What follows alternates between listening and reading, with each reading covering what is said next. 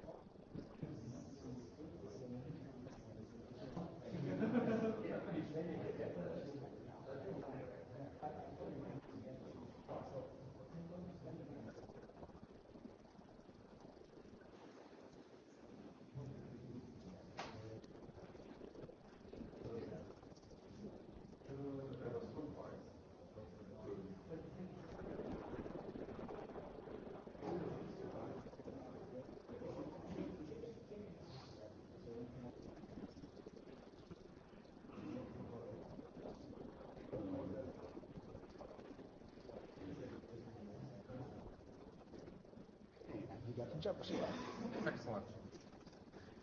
Okay. 2 minutes later, we might as well start. Sounds good. Okay, good afternoon. Welcome to the HTTP Authentication Working Group. This slide has some useful information for people who are remote, and Yaron has volunteered to relay messages that they would like. I'm not aware of anyone who's attending remotely, but just in case.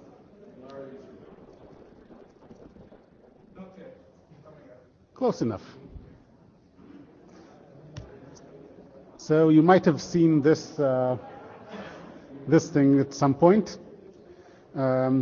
This is Barry's shorter summary.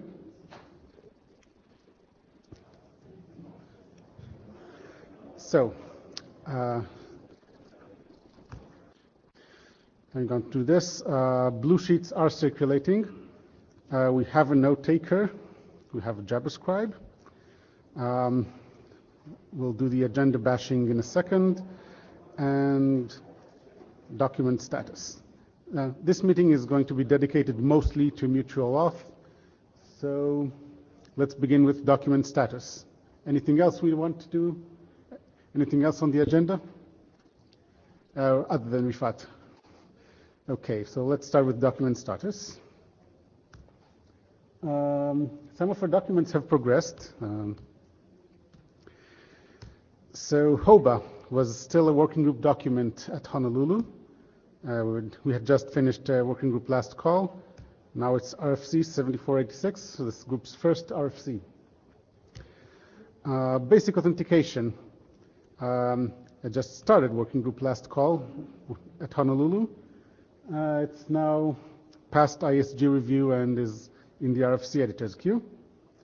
And digest. Digest was just a working group document.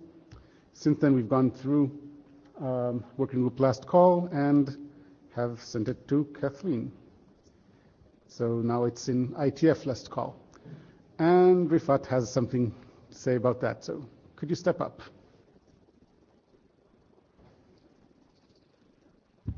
Okay, thanks. So we've been discussing is that the stun or the TRAM work group is working on a stun biz to update the stun protocol, and they would like us to, or they would like to use the same mechanism, the digest mechanism, online with what we are proposing here. But they have a request to update the way we calculate A1, which is the digest for username, realm, and password, and they would like to add a salt to that calculation. So the question is, so I have a few questions for this. Obviously, we are in IETF last call, but the question is this covered by the charter first? And I think we did add few capabilities, new capabilities to that digest. So I'm assuming maybe covered by the charter? And if so, should we try to introduce that capability into the current draft, just delay it and add this capability and introduce in the current draft, or maybe introduce create a completely new draft just to address that aspect of this request. So, Okay. comments? Yavne with no hats. This salt that you mentioned, is that some kind of challenge that comes from the server? Yeah, so the idea, when you create that account on the server, you create an HA1, which includes the digest for username, realm, password, and a salt selected by the server. And when the server challenges the client, it will also send that salt back to the client to be able to make that calculation. Right? This kind of sounds to me like CHAP or MD5 challenge, and none of these is a really good authentication mechanism. And then, personally, I don't see why we would want to standardize at this point in time a kind of inferior mechanism like that. I mean, we're going with basic and digest because they're historical and legacy and stuff, but right now standardizing CHAP sounds to me like not such a good idea, but floor is open. The idea is it's like that. Digest is used all over the place, and this just improves this a little bit. We've done that with the username hashing, for example. So we did few improvements to that current mechanism. So I think it might make sense to add that bit. So. Oh, okay. Can I ask technical question? Sure, go ahead. So, is salt shared by all users on the same server, or no? It'll be user in specific. that case, Right? in current digest scheme, you first challenge request without any authentication information and returns server. The authentication is server first in digest, so server first returns the salt server's nonce without any information about the username. So in this sorted case, you must first send us username first to let server returns the correct salt for each users. How is it done? So to return the per user salt, server must first know which user is accessing to. right. But in current digest scheme, first request do not have any users in general before server returns the server nonce. Isn't it? Don't have a user. What do you mean? In digest, username is sent along with the client chat response, not in the first unauthenticated request. So how it can be done? Is my understanding wrong? Sorry. This is Matt Lipinski. So just to rephrase the question from the microphone, if a server has a different salt for every user, then the server needs to provide that salt to the user. Right. So after the server gets the username, the server would then need to send the salt to the user. Right. And so I believe the question is, how does this exchange map to the existing messages for digest authentication? Sure. Right. Hi, Mark Prettigona. I am a co-author of the study's draft. So this is not a salt per user. This is a salt for all the users. Okay, I see. I see. Okay. Okay. Yeah, that makes sense. Yeah. Okay. Yeah. I see. Okay.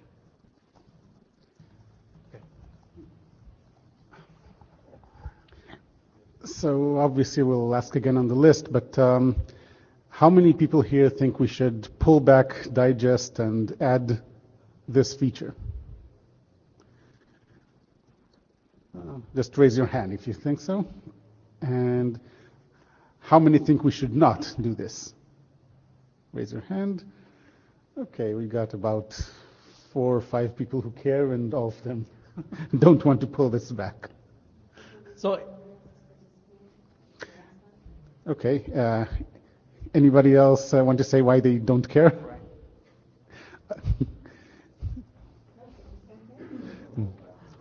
Okay. How many don't care at all about digest? Oh, that's not a lot. Mike Jones, Microsoft. Let me ask a clarifying question about this decision, and others probably have this question too. Is the current version of Digest in Last Call protocol compatible with the one from the old version of Digest? Yes, a new server would work with an old client and vice versa. And so the change to add a salt would actually be a breaking change, is that correct? Well, the client would ignore it because it's an unknown parameter, and then, well, it depends how we structure it, but we could structure that they'll still work with each other. Yeah, so you could create a different entries in the table of those algorithms, and you could indicate that it is a salted version or a non-salted version, right? So that's doable, right? Actually, thinking it over, it won't work because you only do that if your password database is anyway salted and hashed, and you don't have access to the original passwords. So then, unless the client supports it, you really can't authenticate. Right. Because you just don't have the string to compare to. Right.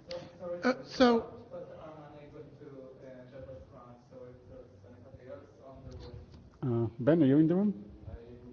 Okay. And anybody who's remote? Yes, one person. Oh, okay.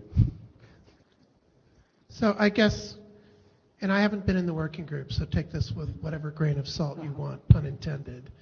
As long as you can do the addition without breaking backwards compatibility for existing uses, I'm okay with it. If it's going to be a breaking change, that's a bigger deal, and you need to make a working group decision to do that, I would think. Okay, fair enough. Okay. So I think we need careful discussion about the compatibility and security and something like that. So I will agree with make update draft for something like as a new algorithm to the current, different from current SHA-256, but 256 sorted or something like that. To define a new document is acceptable if people agree with it, but doing it as a modification in the short notice is not a good idea. Okay, so you're saying create a separate draft, so update draft? I personally think that is a better way, Okay. I think. Okay. So one more question for the room. This is Matt Lipinski as chair. So if this could be done in a backwards compatible fashion, which is something we still would need to work out on the list, but if this could be done in a backwards compatible fashion, are there people in the room who think that this is a bad idea, who have serious, we heard the backward compatibility concern. Are there other separate concerns that people have about making this type of change? So I would love to hear from anyone who had other concerns, just to make sure that we've captured the concerns in the room. Ben Kaduk, I would just be worried about working group energy and if there are better things we could do with that energy we have.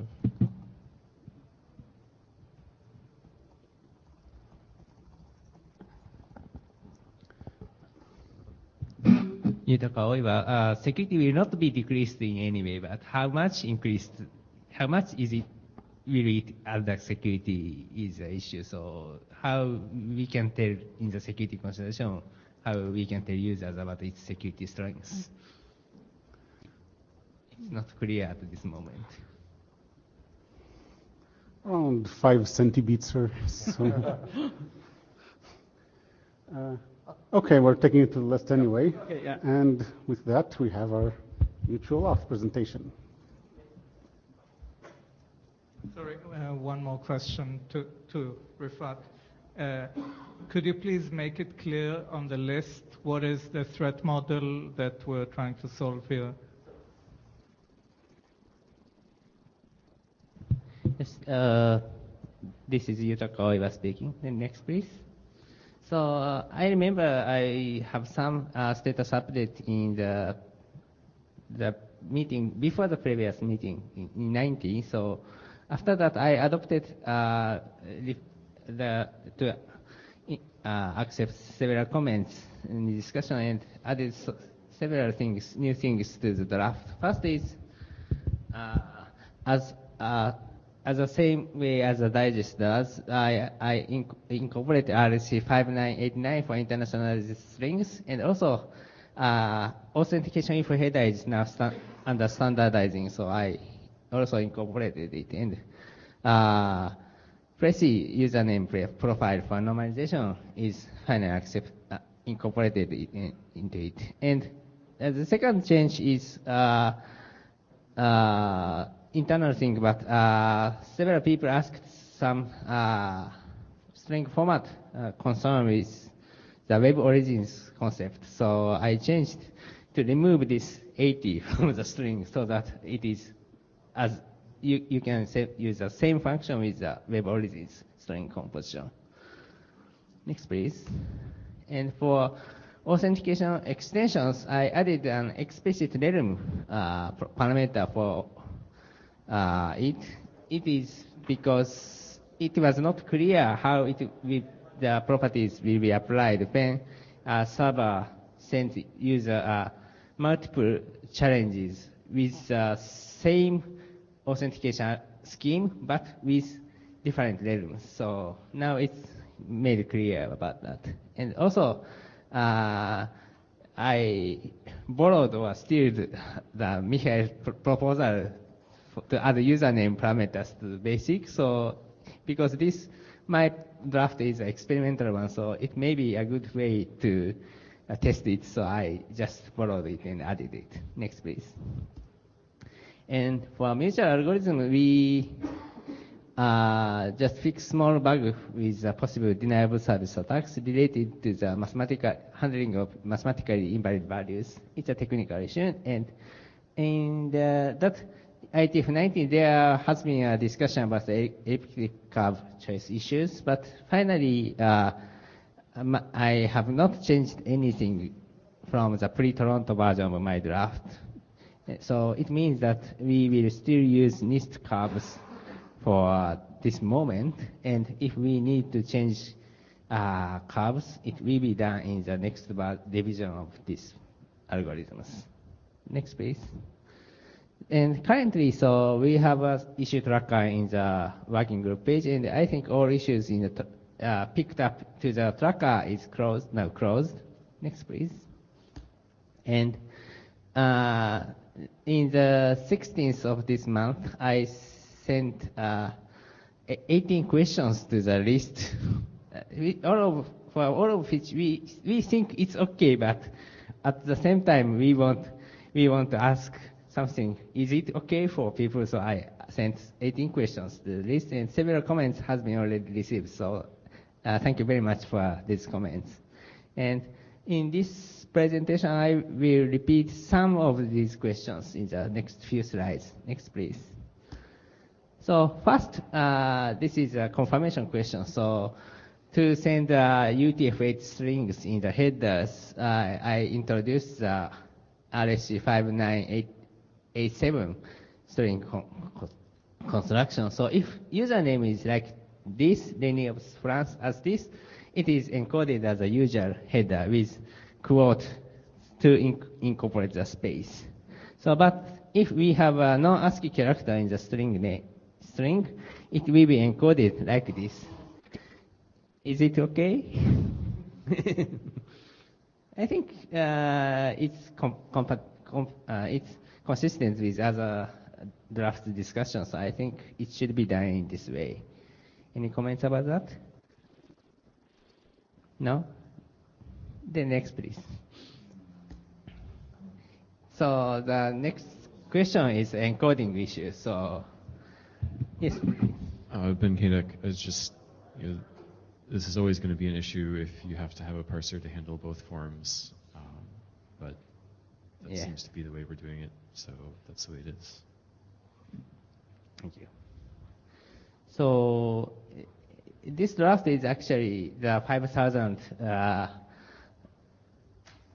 RFC in the age of 5,000. So there has been an explicit character set parameter, and there also been a language parameter. But in this draft, I want to fix these parameters to the UTF-8 and with no language parameters, because the rationale for that is this is not a negotiable parameter in this protocol. So if this string is used as a binary data in many places, including input to hash, so if a client, for example, sent a simple one, it's okay, but for example, if client sends a shift disk or something like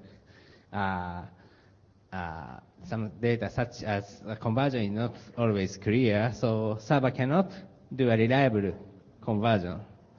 And so also in this case, there is make no sense for multiple value provision like this. So I think this can be fixed, and this should be fixed, please. Yes, I agree with you that that's a quite sensible way of doing this. We don't want to propagate any new other character sets at this point. So. Yeah, thank you very much. Okay, next, please. Yeah, that's also consistent with what we've done already in BASIC, when we fixed everything to be UTF-8. Yes. But in BASIC, they say it's undefined. But I will say it must be in this way. Yeah. Okay. Thank you.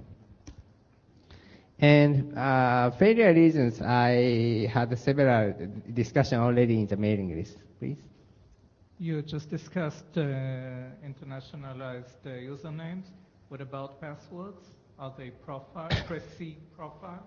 Okay, for the PRECIS profile, password is also processed in the PRECIS profile. And in this protocol, password will not send in clear, so there is no encoding issue on the header. But of course, string preparation issues exist for the password. Yeah. You still have to prepare before you hash or whatever. Yes. Password is prepared in the PRECIS fashion and then incorporated into the hash functions and others. But yes, thank you. And so there has been some interesting discussion on the mailing list about the how it can be handled if the authentication has been succeeded but server do not accept that user so authorization has been failed after the successful authentication. So it has been an interesting discussion, so please check it on the mailing list. Next, please. And there is several parameters embedded into the current draft, like session ID must has at least 18 bits of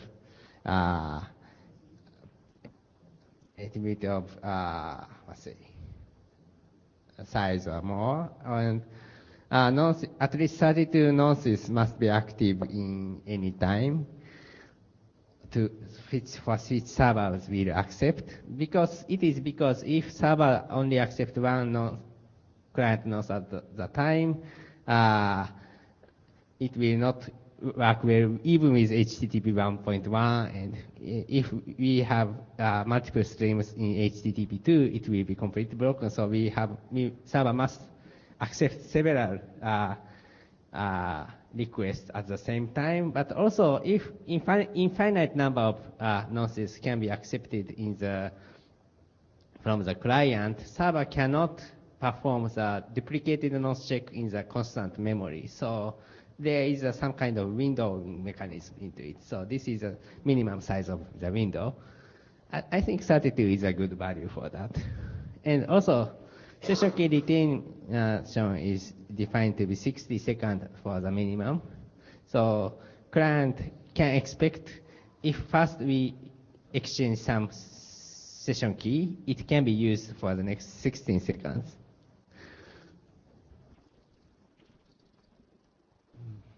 Yovnir with no hats. In HTTP2, they're talking about a lot more streams than that. They're talking about hundreds of streams at the same time.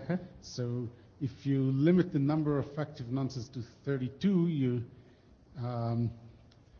giving the server a challenge. Because on the one hand, it has all those hundreds of active yes. streams. On the other hand, it can only challenge on 32 of them.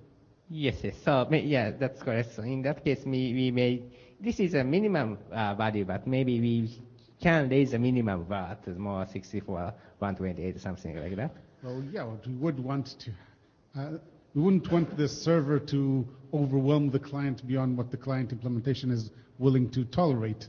So I don't really know how to solve it unless we say that the client can just block and not reply to more than 32, can block all but the 32 of the streams. Yes, if server says 32 and client already sent 32 active requests, client must wait until one response. So in that case, 32 is too small, I think. Yeah. Thank you very much. I will increase in some way.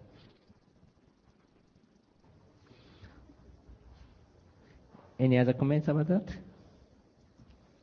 Thank you. Next, please. And we always have an IANA consideration section, and there might be, we have to define some requirements level for adding new algorithms. Like algorithms here means choice of cryptography and parameters. So we should find some level for requirements. So I think RFC required level is proper, but how do you think about that? And one thing to consider is we have, like a secure shell protocol, we have a range of private use identities. So experimental one do not need to follow this, but in some sense, this is a requirement to use the official range, in some sense, official range of the parameter names. Is it okay?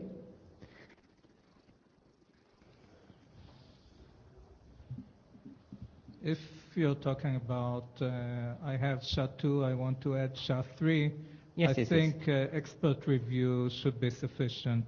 If you're talking actual protocols, then that would require an RFC. It's algorithm sets. Algorithm sets, in my opinion, expert review is fine. I mean, if we require RFCs, we're giving a lot of work to the IETF for standardizing the GOSTs part and the Clefia part and all other vanity cryptos. I mean, RFC required does allow independent submission track RFCs. It's not IETF review. Sure, and it's still a lot of work for the IETF. It's just conflict review rather than full approval, but it's still work. I tend to be in favor of expert review for this sort of thing, but. Do you nominate yourself to be the expert? Yeah. So should we change? Maybe should we change the expert level or something like that? Kathleen, any idea about this? I mean, the group is not really supportive of RFC required, but do we want specification required or expert review? That they're doing with Barry Liba is going to ask anyway.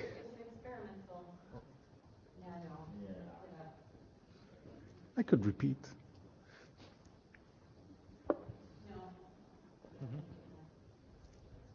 It's for tall people, though.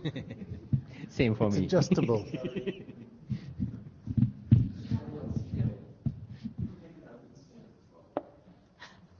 Much better. We're talking about an experimental draft here, and let's see, providing range of user IDs. So I think specification required should be more than enough, right? So you could use an RFC, or it could be just a stable reference. Do you have some reason why you want RFC required? Maybe we can have some security review or something like can be done in some way. So I think. I'm sorry. Repeat that. Sorry. My intention was we need some kind of review about security strengths or something like that. So IETF can check it in some way. That's the intention for my choice. Yeah. So it could be specification required with a designated expert review, which doesn't necessarily mean that you need an RFC. Yes. So the designated experts should be designated experts, right, who would have that capability. Thank you. Does the URL count as a state of reference? Depends on that URL and what's at that URL. If it's a document, if it's a wiki that changes every day,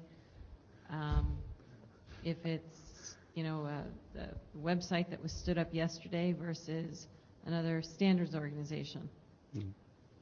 But not Wikipedia. That's right. Unless it's a reference to a specific version. This is You can. Mike Jones from Microsoft, but right now speaking as one of the Jose editors. Yes. That working group, and this is just data for you, decided to do specification required with expert review. And there's text you could steal from the document. Thank you And very you much. might even be able to steal Jim's shot as a designated expert, but that's up to the area directors. Thank you very much.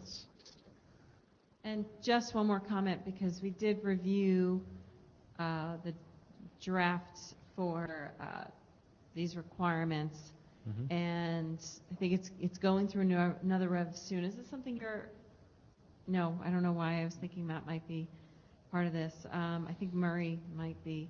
But anyway, one of the comments I asked is if a specification required could be an email to an IETF list, because we know you can reference those links to that IETF email in the archive, and it's stable.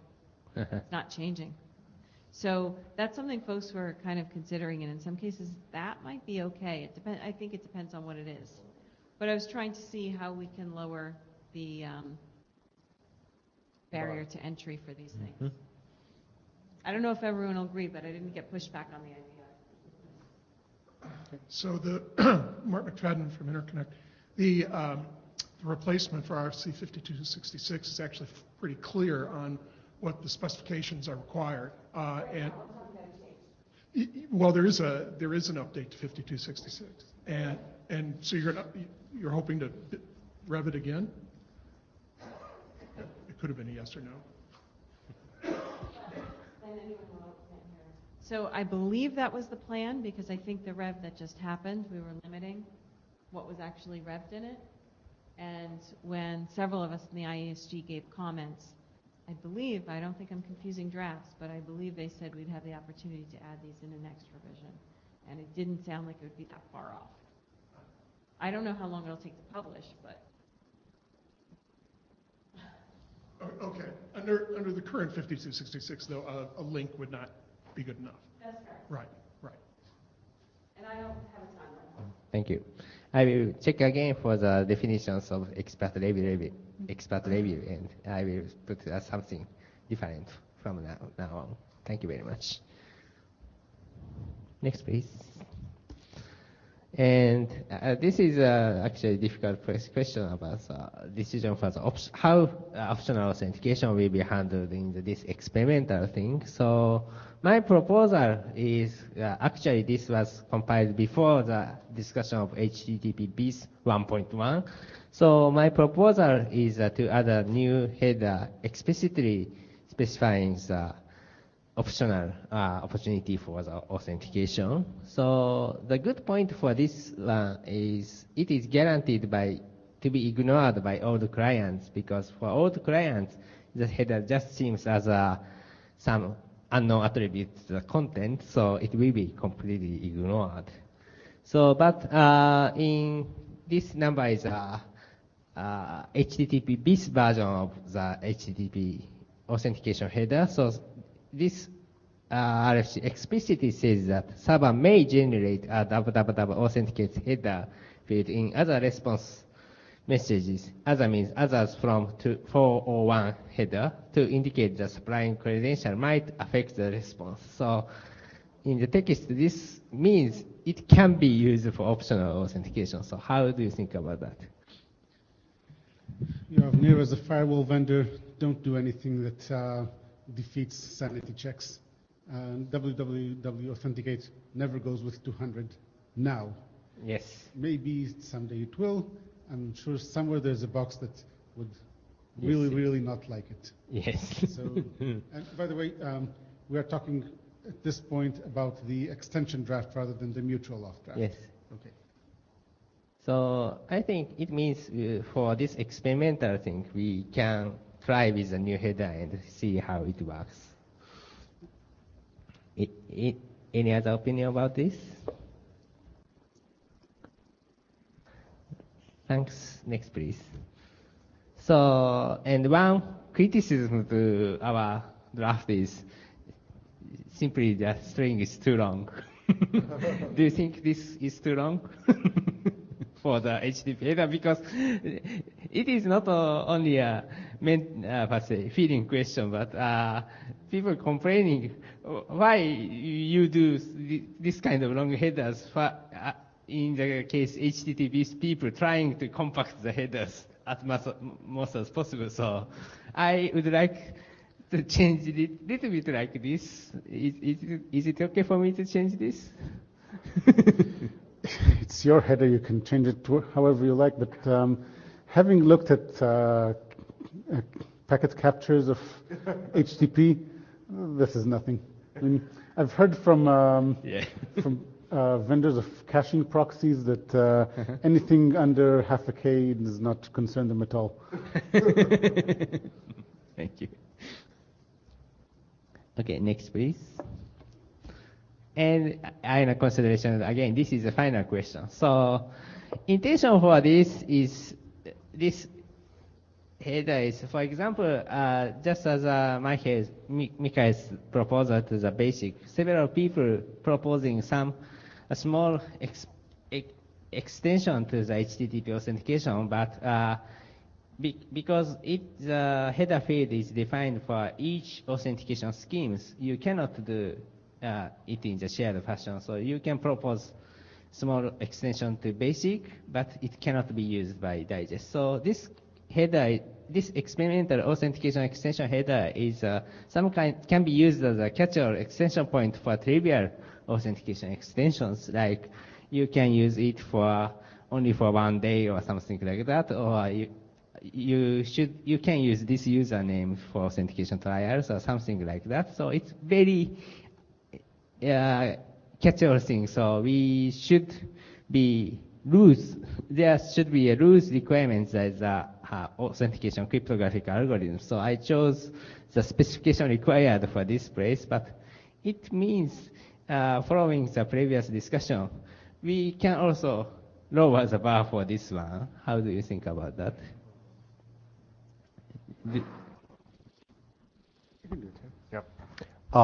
Matt Lipinski is an individual. I think specification required is appropriate here, I believe.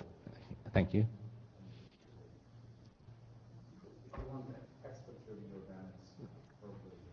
Yeah, I intentionally avoided any expert review because it can be used as long as specification is stable, it can be used. Mm-hmm. I think that some of the people here are not really aware of what this client hints are. Could you elaborate on what a client hint is? For client, sorry, can you repeat the question? What is a client hint? Client hint means like, client hint means a client in this extension, client can ignore any directive which client does not understand or not willing to follow. So, but for example, server in HTTP authentication, server we have an explicit logout header from servers to client, but client, because client always has a credential, server cannot force clients to forget about username and password credential, but server can, in this extension, server can tell clients that performing logout at this moment is good for users about user interface design or something like that. So that's why I called it a client hint. Other things is the username extension, like so if, for example, for routers or some appliances, there is only one user valid. In that case, with authentication request, you maybe the username you want to use is this one, so it's a username extension. Of course, it can also be ignored by users, but it's a hint for the clients. Okay. Thank you. Next slide. Next slide, please. So do you have any other comments as well? Of course, my 18 list of questions is not a limiting list, so you can have any comments to the other questions as well. Do you have something?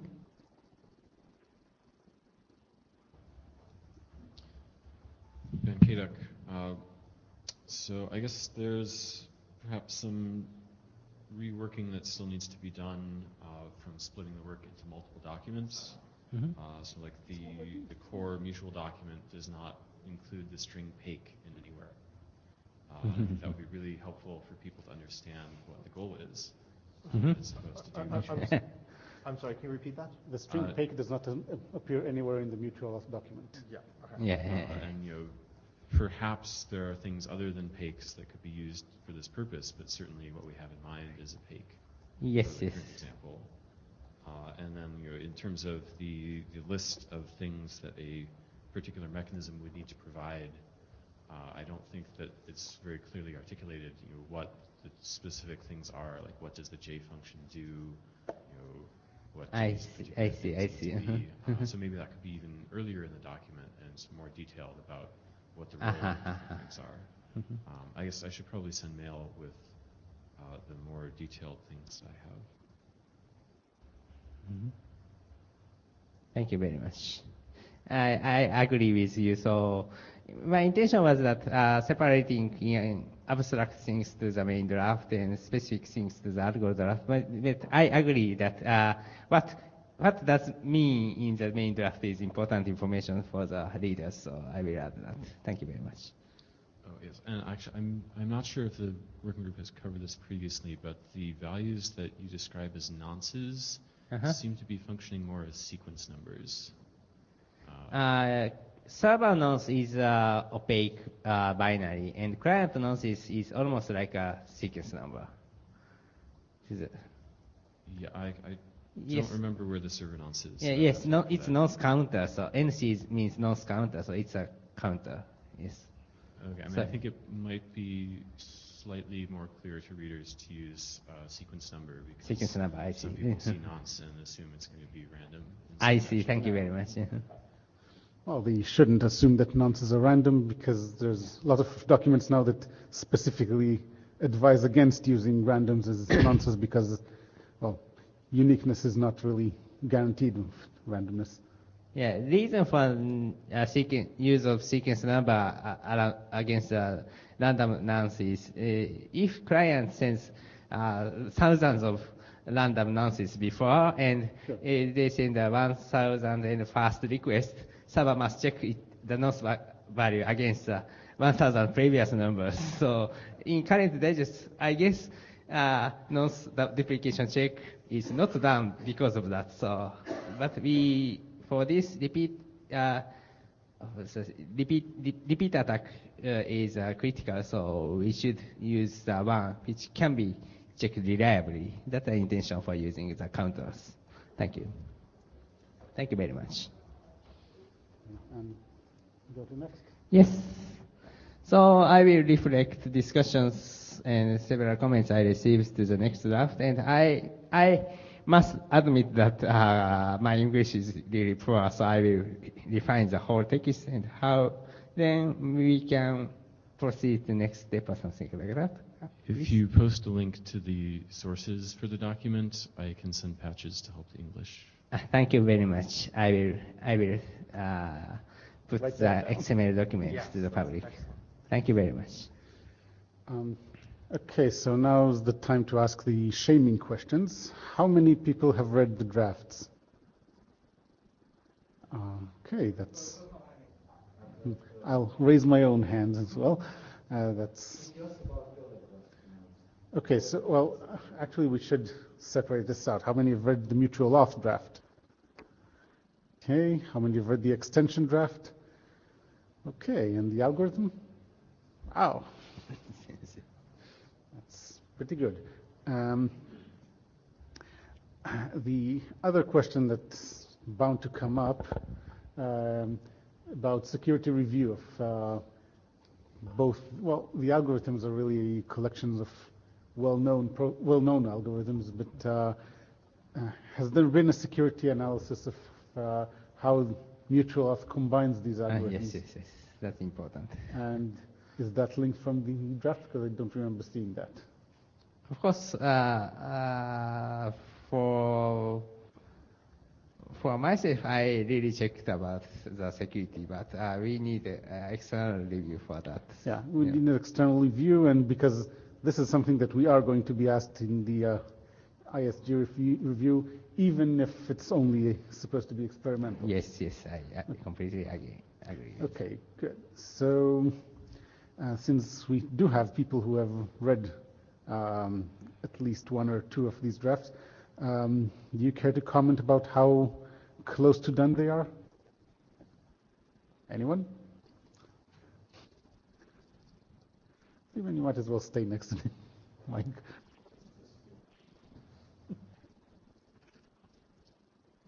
I mean, I feel like there's still quite a bit of work to be done to sort of make the structure of the document more coherent and potentially refine the presentation so it's a more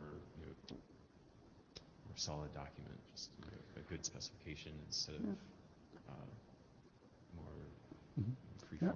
I have noticed in my review that there's quite a few terms that are used before they are defined, like 3 sections before. And, okay, that's the kind of thing, that's the kind of structural thing. Okay, so I encourage Ben, and I'll do it myself, to send these comments to the list. And yeah, I guess I do have one sort of larger issue that we could perhaps talk about as the group. Mm-hmm. So in terms of what the client and the server need to do for their messages they send and their verification behavior, there's currently, I think in section 10 of the main document, there's both a list of sort of general rules, and then there's also a flowchart diagram with steps for the flowchart in prose text. Yes. And I guess the question would be, do we want the flow? Do we want the state machine to be the normative part, or do we want the other rules to be the normative part? That's a question, because first I will explain my intention. Because it's the state handling is very important for client side for security. So I intentionally wrote a specific state machine to the main draft, so that even implementers without a deep security knowledge will not confuse about that. But requests, comments from the mailers is that it should be more, specification requirement based. So I added the specification part first. So this kind of steps, this is currently non-normative state machine, which was first intended to be the normative one. So, but currently this list is non-normative, just advice for the readers. And we have a specification on the one section before. Can you go back?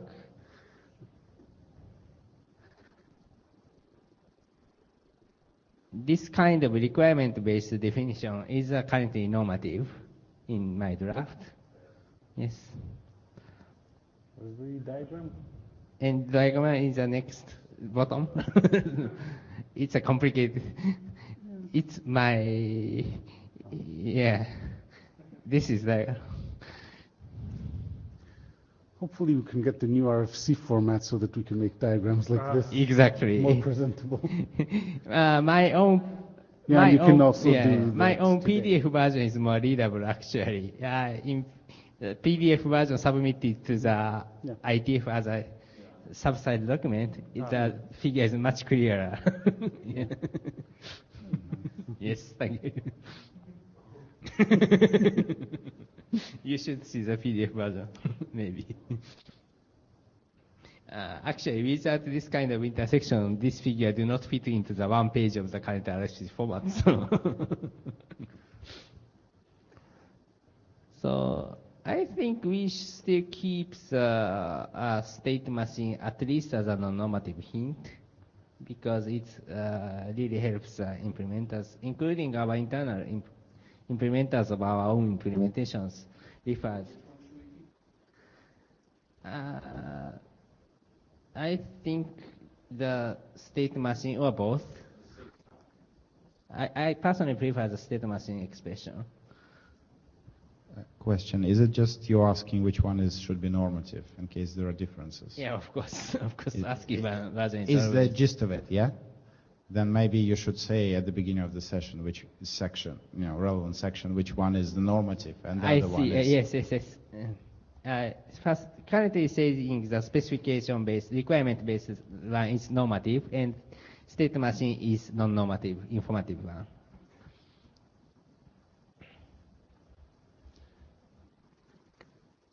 Okay, any more, because we still have 8 minutes and this entire session is supposed to be dedicated to this. So I guess, just my question, it sounds like this has already been brought up on the list, so maybe I should not be asking if anybody else would prefer the state machine to the rules as the normative part. Actually, this was the one question I put in the mailing list but omitted in this presentation. So yes, I think slightly it's duplicated, so I might want to ask more comments from the by state machine, do you mean this drawing or the description of it? Drawing is completely drawing informative. is always illustrative, whereas the text is normative. No, I'm talking about like the step 1, the step 2. Okay. Yes. Go to step 6. Mm-hmm.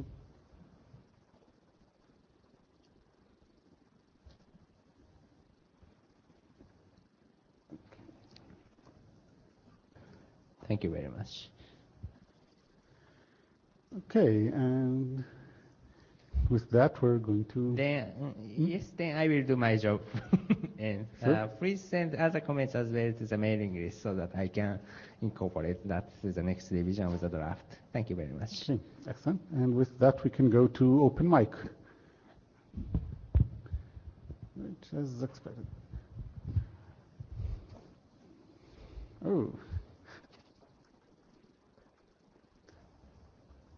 I suppose there's not necessarily a whole lot of point in asking this again, but is there anyone other than me who is even a little bit interested in REST-auth? Yeah, it's yeah, Nico's. Yeah. Oh, that. Well, it's a working group document. No, it's actually not anymore. But well, Nico has dropped off and hasn't said anything about it in about a year. So we kind of, I mean, if you want to take over, we might do that. Yeah. Yeah. It's also kind of a meta thing rather than a specific algorithm. Okay, so the easy question of, has everyone signed the blue sheets?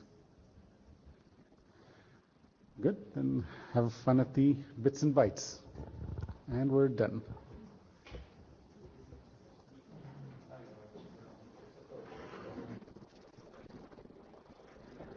I'll take my browser window back because it stays off the screen if I don't.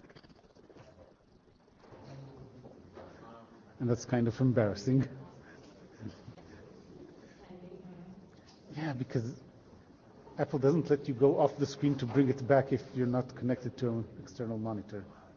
That's kind of shitty of them.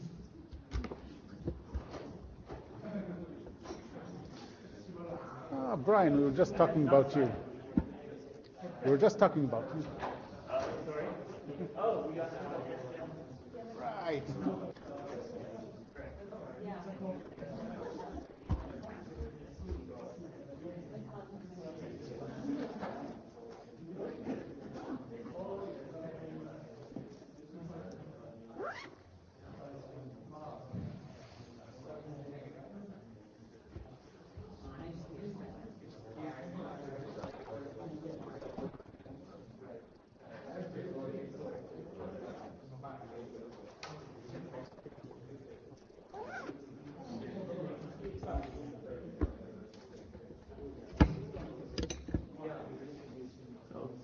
give you a computer? There's Micho stuff up here too.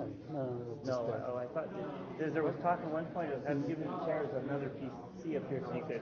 Oh no, that was for Java. What they do have is in some places the camera turns automatically from the well, not automatically. There's somebody driving it. But, somebody remotely driving. Yeah, but it turns from the chairs to the pink dots. Oh, there's the stars. Oh, the stars. I didn't give anyone Didn't stars. Give a star to you? No, I didn't. Oh, they didn't really stand well and they didn't keep it off, so they don't deserve one anyway. So. No, that's for their scribes, not for the people. Oh, the scribes. Well, they didn't describe it because nobody even said anything. But they agreed, so that's.